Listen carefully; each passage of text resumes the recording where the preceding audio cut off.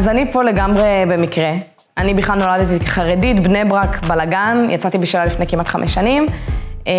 והגעתי פה ליום פתוח לאומנות,